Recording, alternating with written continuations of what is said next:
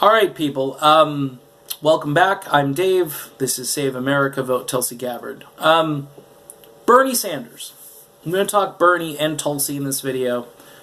I want to be clear. I like Bernie Sanders, and I like the fact that he's got great name ID, and he seems to be the guy who's the progressive to beat. But maybe I want to talk to some Bernie fans. I know there are some Bernie people that don't like Tulsi, and then you hear all the time, well, let's just try to work together and promote both of these candidates. I understand that as well. But Bernie did a speech yesterday or the day before. I think it might have been yesterday. And I was watching some of it, and then a tweet was sent out. Somebody sent a tweet and it got retweeted quite a bit. Bernie basically says toward the end of this that, Joe Biden is in, Joe Biden's a friend of mine, and whoever the nominee is, we're going to coalesce around that nominee. Well, I'm not. Okay? I'm not. Just throwing that out there. It's either Bernie or Tulsi or nobody. Or here's the deal. I'm not going back to Trump. I can't do that. It's just, I didn't vote for Mike Pompeo. I didn't vote for John Bolton. I didn't vote for all of this intervention, all of this turmoil in Venezuela, all this turmoil in Libya, calling Iran's standing army a terrorist group. Nope, didn't vote for that. I voted for, hey, it would be great to get along with people, right? We're never going to do anything big around the world. Like, if you want to do climate change, you're not going to do climate change with a neocon or a neolib. You're never going to do it. They're going to talk about it, but here's why they can't do it. They can't do it because they refuse to try to get along with people.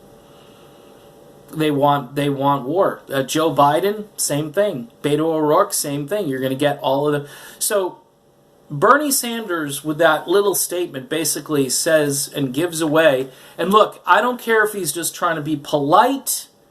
And it's not like I can't see, these guys were in the Senate together. He was vice president. I'm sure Bernie had meetings and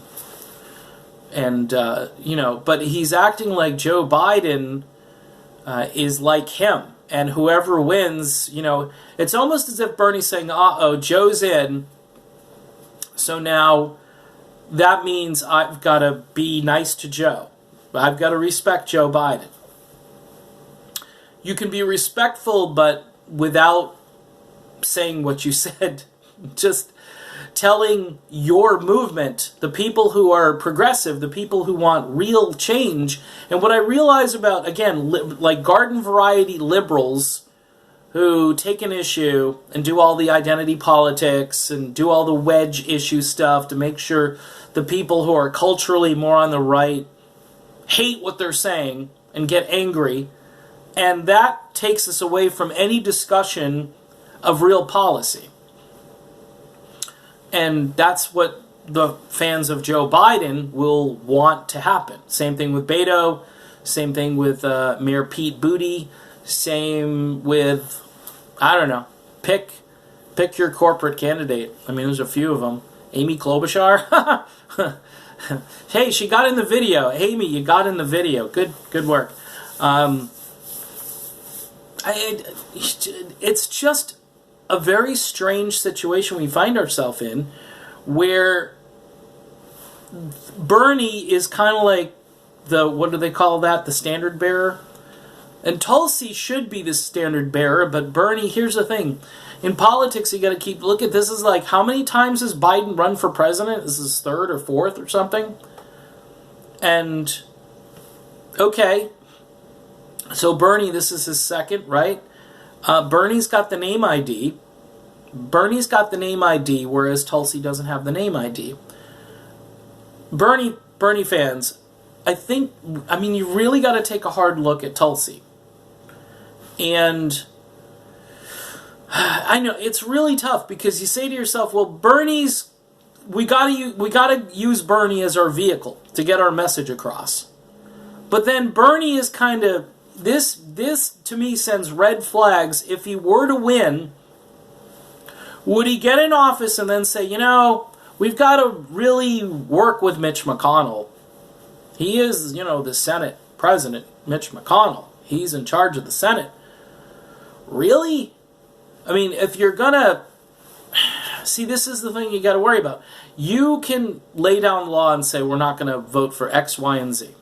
And we want our Republican colleagues to see the light. We want to work with them when we can, but ultimately, I will be the president and we need to do X, Y, and Z.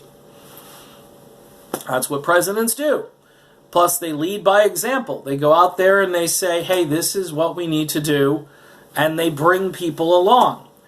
Bernie, I was worried, even not knowing about Bernie Sanders because of what happened last time around where the DNC stole that thing and then he went and endorsed Hillary Clinton. We can't do that anymore. We can't. As I've told people, it's Bernie or Tulsi, but it's Tulsi first.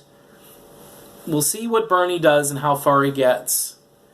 And then after that, it's up in the air. Because I'm not going back to Trump. I don't think Bill Weld is going to win in the primary against Donald Trump. Just in case you didn't know, Bill Weld was running for president. Howard Schultz from Starbucks. No, another neocon. You know, nicely dressed, well-spoken neocon who's trying to play the middle. Yeah, there are a lot of independents who want real change, Howard. They don't want a latte with extra foam. What they want is real. They want Medicare for all. The first thing that guy did was he went on TV and said, you can't do this.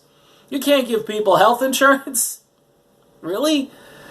Oh my. Okay, Howard. You know, because Howard gives his employees health insurance. I don't even know if it's any good, but, you know, he's going to boast that he's probably going to work out some compromise to force employers to give out crappy health insurance or something like that. How many people, you know, have gotten health insurance from their employer and the deductible is like, I can't afford this. I'll never get to that deductible. I'll never finish paying off that deductible until, you know, when the thing actually starts kicking in to pay for it. Imagine you pay for insurance, you get the insurance, and then you really can't use the insurance. You're just paying premiums, and then you still have to pay more money. So what's the point? Might as well just do out-of-pocket, right? Can we do this out-of-pocket? Oh, you can't, because that'll probably lower costs, and they don't want that to happen. Then the insurance companies know they're not going to get the subsidies that they're getting, because that's what it is. They're getting subsidies. And if you pay out of pocket, you would end up lowering costs. Same with a larger pool of people who are all in this thing called Medicare for All. Howard Schultz. So what is that? Who does that leave us with? Well, it leaves us with third parties. That's what it leaves us with. And I'll go. You've got my word right now that I'm not doing it. I'm not doing a corporate candidate. I'm not doing it. I tried it with Trump because Trump I thought was serious. I've learned, I've found out all kinds of intel and information that he didn't think he was going to win. He got in there and then he's given the reins, the foreign policy reins, all of the communications and all that stuff. If you look at who he's got surrounding him, it could be George W. Bush in the White House right now. Could be. You got a guy who can throw insults around, who can act a little like Don Rickles, but not quite as entertaining as Don Rickles. He can tweet up a storm, and occasionally he says something funny, or he retweets something that's humorous. Okay, I can do that. There are a lot of people on Twitter that can do that.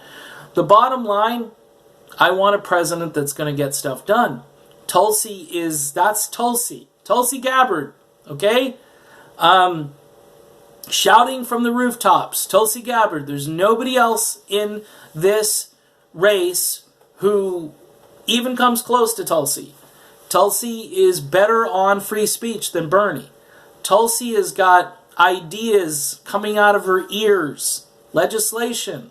She's sponsoring and co-sponsoring, and she's vocal. That video she did about, Sri Lanka was spot on brilliant, going right after Trump and his base. We've got people who are, they take up politics as a hobby. Well, I like that Beto. He reminds me a lot of JFK.